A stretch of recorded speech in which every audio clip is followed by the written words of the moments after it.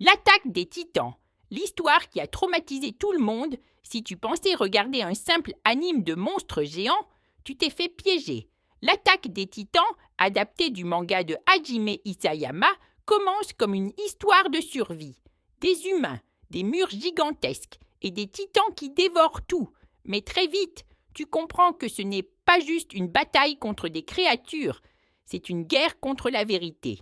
Tout commence avec un garçon, Eren Yeager. Il rêve de liberté, de voir le monde au-delà des murs. Puis, en un instant, tout s'effondre. Un titan colossal apparaît. Le mur tombe. Sa mère meurt sous ses yeux. À partir de là, Eren ne veut qu'une chose, exterminer tous les titans.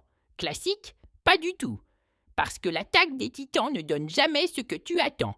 Au fil des saisons, la vérité explose. Les titans ne sont pas juste des monstres. Ils sont liés aux humains.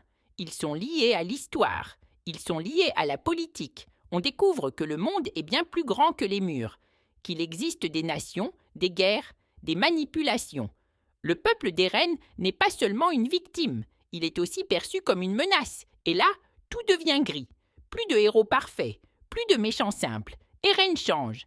Radicalement, le garçon qui voulait sauver l'humanité devient celui qui décide d'écraser le monde avec le grand terrassement. Pourquoi ? Parce qu'il croit que c'est la seule façon d'assurer la liberté de son peuple. Et c'est ça, le traumatisme. On ne sait plus s'il faut le soutenir ou l'arrêter. Ses amis, Mikasa, Armin, Levi, doivent choisir, rester loyaux ou sauver le reste du monde. L'attaque des titans parle de liberté contre sécurité, vérité contre propagande, haine transmise de génération en génération, le poids des choix impossibles. Ce n'est pas un anime qui te rassure, c'est un anime qui te dérange. Il montre que la guerre détruit tout, même ceux qui pensent avoir raison. La phrase d'Eren résume tout. Si quelqu'un essaie de me priver de ma liberté, je ne me retiendrai pas.